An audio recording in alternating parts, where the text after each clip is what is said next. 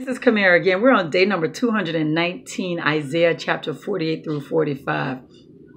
So I have my nephew here. He just wanted to say hi. Hello. This is the nephew who caught me off guard when he put, actually caught him off guard. He went to ask for some brown sugar, and the brown sugar is near the coffee, and both of them are unmarked. And I just said it's over there. So I didn't tell him it was light brown sugar that was over there. He just assumed that the dark one was brown sugar. Yes, caught him off guard. The same color. I couldn't tell. I know. He's used to seeing dark sugar, but brown sugar. But yeah, that's him. He just spent a lot of time with us this summer, everyone. and he just wanted to say hi. Hi. Hi, LB. Hello. His name is Anthony, but I call him LB because as an infant he was so long. So there you go. Say bye. Hi. Follow me on Instagram. He's a mess. Anyway, oh my God, today's read, guys. Today's read. Cyrus. Remember, Isaiah is delivering these messages. He's writing down these messages. Some of them he's delivering them in the present, and he's also talking about them in the future. Cyrus, though, guys, Cyrus is the king of Persia. But remember, the children of Israel were taken, children of Judah was taken into exile by the Babylonians. And so at this point, this is where Cyrus came into play, because it was Nebuchadnezzar who took them. But now this is Cyrus, who's like few kings past. After that, few kings in the future after Nebuchadnezzar. And Cyrus is that one who's over the Babylonians at this time. But what gets me is God called him his anointed one. That part, I'm like, oh my gosh. He's the one who released the children of Judah to go back to Jerusalem to build God's temple. So when I saw that, it was like, oh my God, look at this. God called him an anointed one. He chose Cyrus. Yes, he says a person who don't even know me. This is what God says. Cyrus will restore God's city, Jerusalem, and he will free God's people without seeking reward. God says he will do this so that Cyrus will know him. Isn't that something? He will know that God is God. He said, I will raise up Cyrus to fulfill my righteous purpose, and I will guide his actions.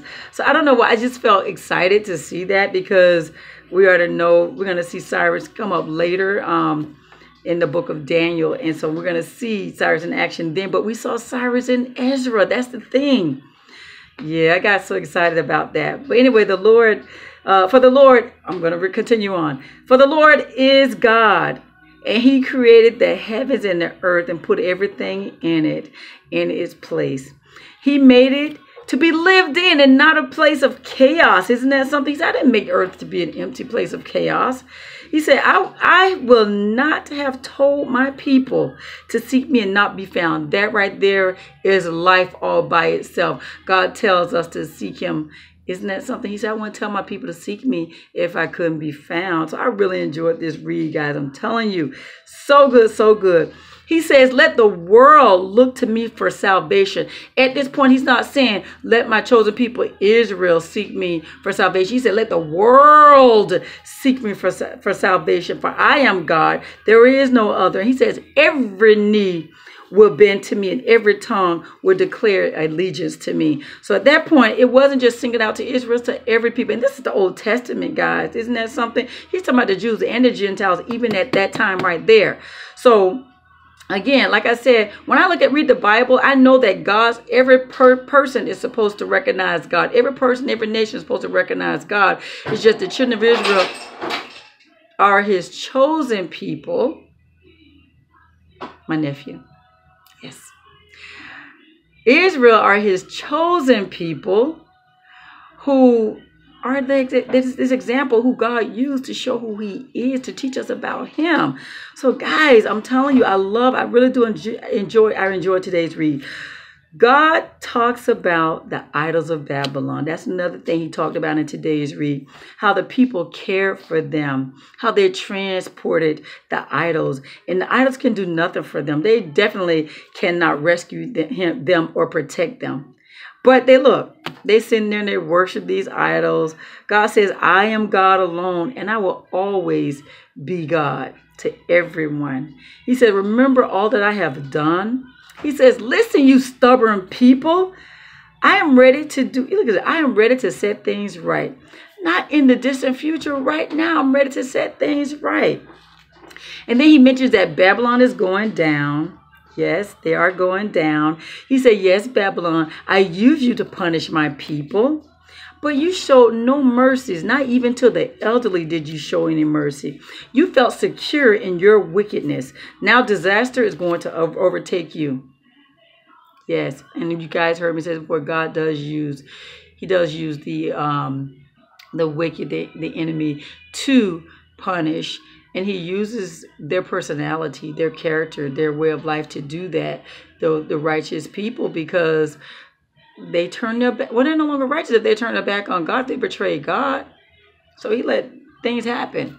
But the wicked does not get off scot-free. He says, listen, you who call on God. You don't keep your promises. He says, even though you call yourself, holy, and talk about depending on God, you have been traitors and rebels from birth. He said, I will refine you in suffering. Isn't that something? Not in silver. I won't refine you like silver, but I refine you in the furnace of suffering. I will rescue you, though. I will rescue you for my sake. So look at this. The Lord has called Cyrus an ally. He called him as an ally. He will put an end to Cyrus will put an end to the empire of Babylon. And he says, I will help Cyrus to succeed. I am the Lord your God who teaches you what is good for you. And I lead you along the path you should take. Isn't that something? So I'm really, really, really enjoying this. He says, oh, had you listened, Israel. Oh, had you listened, you people who don't listen. Oh, had you listened, then there would not have been a need for destruction.